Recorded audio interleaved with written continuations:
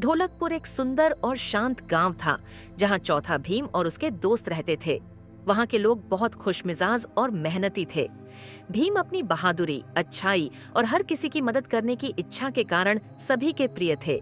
उसके दोस्त छुटकी, राजू, जग्गू और काली हमेशा उसके साथ रहते थे और हर अभियान में उसका समर्थन करते थे। एक दिन ढोलकपुर में बहुत गर्मी पड़ रही थी।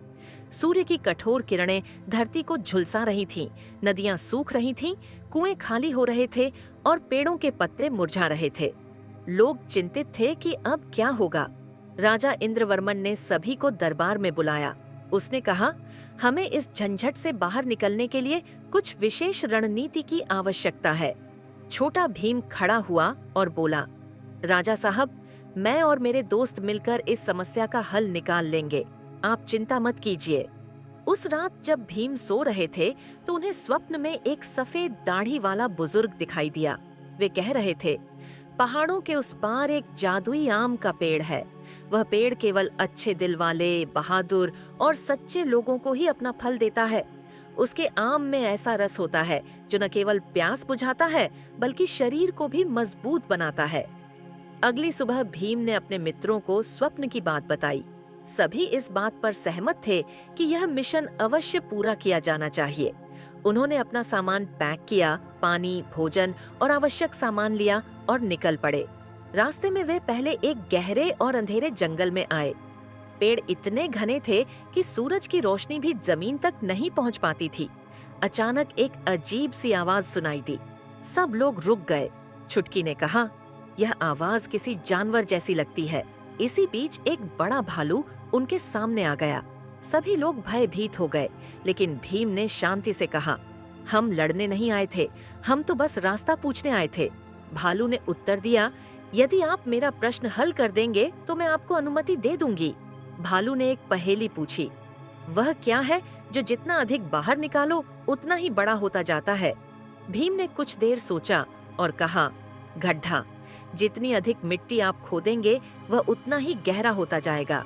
भालू खुश हुआ और बोला, तुम सच्चे दिल वाले हो, जाओ, तुम्हारी यात्रा मंगलमय हो। जंगल से निकलकर वे एक ऊंचे पहाड़ पर पहुंचे। रास्ता बहुत पत्थरीला और खतरनाक था।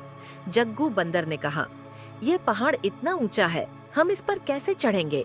भीम ने रस्सियों और लकड़ी का उपयोग करके एक सीढ़ी बनाई।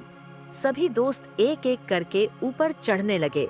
राजू का पैर फिसला, लेकिन छुटकी ने तुरंत उसका हाथ पकड़ लिया। पहाड़ की चोटी पर पहुंचकर उन्होंने एक खूबसूरत घाटी देखी, जहां रंग बिरंगे फूल, तितलियां और बहते झरने खिले हुए थे। लेकिन वहां एक अजीब प्राणी बैठा था, 3 सिर वाला अजगर। ड्रैगन ने गुस्से से कहा, यह जमीन मेरी है, बिना इजाजत के कोई यहाँ से नहीं गुजर सकता।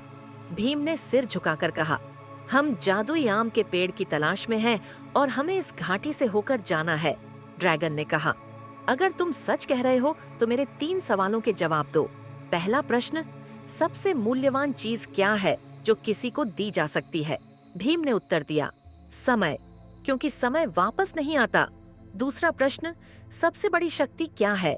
भीम ने कहा, प्रेम, यह दिलों को जोड़ता है और नफरत को मिटाता है।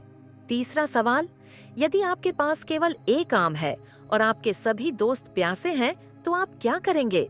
भीम ने उत्तर दिया, मैं आम का रस सभी में समान रूप से वितरित करूंगा, क्योंकि सच्ची ताकत बांटने में निहित है। ड्रैगन मुस्कुराया और तीनों सिरों ने कहा, तुम सचमुच महान हो, छोटा भीम। जाओ, जादुई पेड़ तुम्हारा इंतजार कर रहा है। अंततः भीम और उसके मित्र एक स्थान पर पहुंचे जहां एक सुनहरा वृक्ष खड़ा था। उस पर बड़े बड़े चमकदार आम लगे हुए थे। भीम जैसे ही आगे बढ़ा, वृक्ष से प्रकाश निकला और एक मधुर आवाज आई, हे वीर भीम, क्या तुम सचमुच इन आमों के योग्य हो? भीम ने कहा, हम ढोलकपुर के लोगों की प्यास बुझाने आए हैं। मैंने यह यात्रा अपने लिए नहीं बल्कि दूसरों के लिए की है। पेड़ के पत्ते हिलने लगे और आसमान से एक आम गिरा। भीम ने आम को हाथ में लिया और उसमें से चमकीला रस बहने लगा। उसने अपने सभी दोस्तों को थोड़ा थोड़ा पीने को दिया और बचे हुए आम लेकर वापस ढोलकपुर की ओर चल पड़ा। गांव लौटने पर भीम ने राजा को आम का रस पिलाया। राजा ने वह जूस सभी लोगों में बांट दिया। जिसने भी रस पिया उसकी प्यास बुझ गई, उसकी दुर्बलता दूर हो गई और उसके चेहरे पर खुशी छा गई।